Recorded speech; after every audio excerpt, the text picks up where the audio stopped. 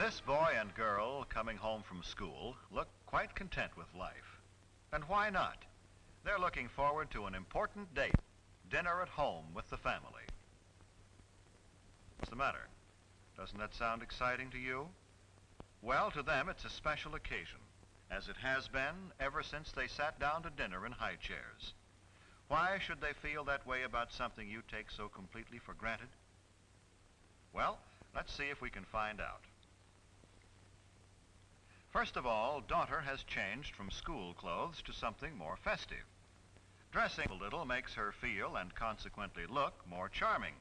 Even the table takes on a special air. Mother, too, changes from her daytime clothes. The women of this family seem to feel that they owe it to the men of the family to look relaxed, rested, and attractive at dinner time. Brother is spending an hour before dinner catching up on his homework. He has plans this evening. Perhaps that explains the telephone call. But he won't spend a lot of time on the phone either. When there are several members of the family to be considered, it is not a good idea for one member to monopolize the phone. And it is never good to allow telephone conversations to interfere with studies.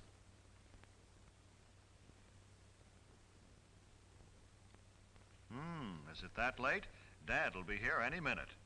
Better tell Mother she's needed in the kitchen. Brother notices the time and realizes that he must put things in order and clean himself up in time for dinner.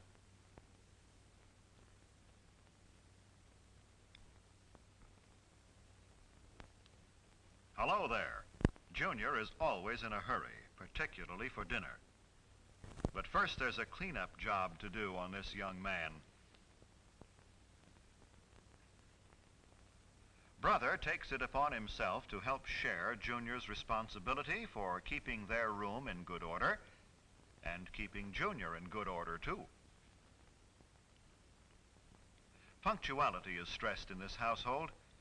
By that I mean hair is combed and faces and hands scrubbed before the boys come to the table so they won't delay the meal.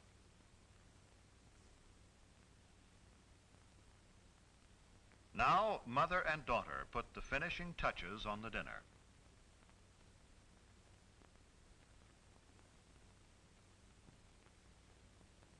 Father, too, looks forward to this date with the family. He has had a hard day at the office, and in his briefcase are some contracts which must be looked over tonight. But in the meantime, he will relax at dinner with those he loves. A simple centerpiece made from some flowers which grow in the backyard is another of daughter's contributions to the dinner. But it takes up a little too much room, so she moves it to the sideboard.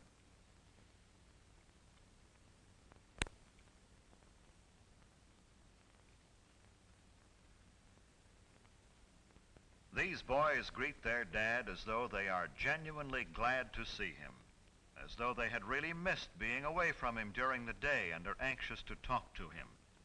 This is the time for pleasant discussion in a thoroughly relaxed mood. They don't pick this time of the day to spring unpleasant surprises on Dad.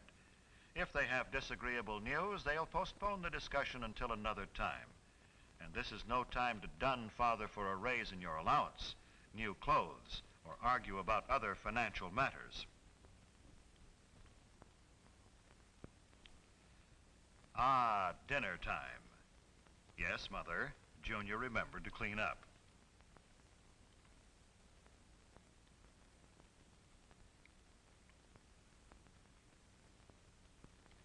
Brother seats Junior. Then helps Mother to her chair as he would his best girl.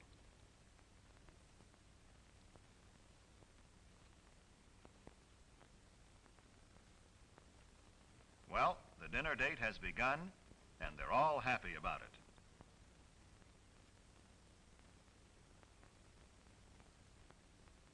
Many families throughout the country observe the custom of saying grace at mealtime. It is always treated with reverence and respect.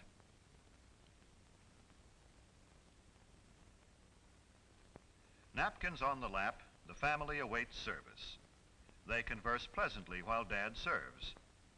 I said pleasantly, for that is the keynote at dinner time.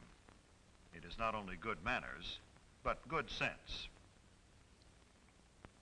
Pleasant, unemotional conversation helps digestion.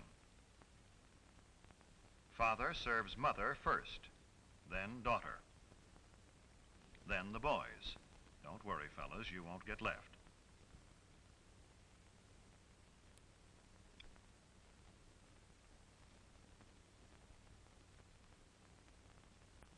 Help cut your meat, Junior? Of course. By example, older children can teach younger ones good table manners.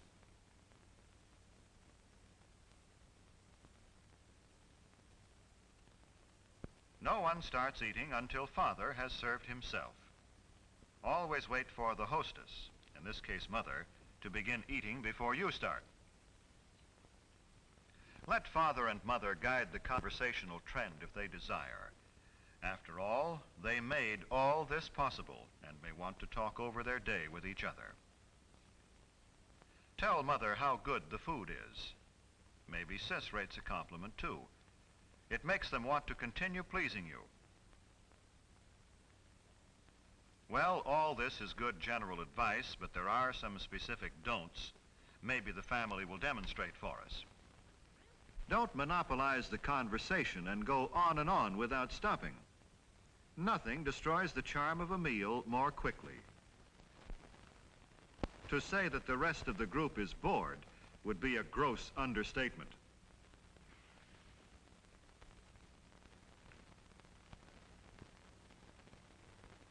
Don't discuss unpleasant topics such as gruesome sights or sounds or unpleasant occurrences. This is a time of pleasure, of charm and relaxation, remember?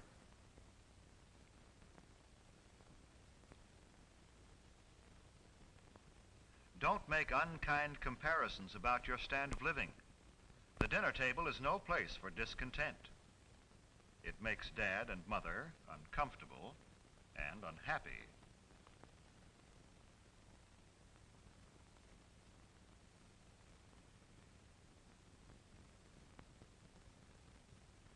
Don't insult your brother or sister with offensive remarks about friends.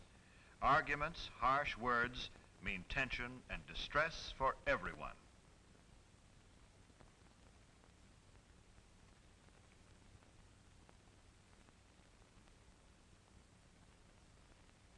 Do remember simply this. Treat the other members of your family with the same respect and cordiality you would show your most treasured friend outside the family circle. This does not mean you should be stiff or formal. With your own family, you can relax. Be yourself. Just be sure it's your best self. This is better. Now things are on an even keel again. Now we're ready for dessert. Most families don't have maids, so Mother needs help with the serving from the kitchen. Son says Mother has done enough. Watch him play butler. The removal of dishes from the main course and the serving of dessert set the stage for the conclusion of a thoroughly pleasant meal.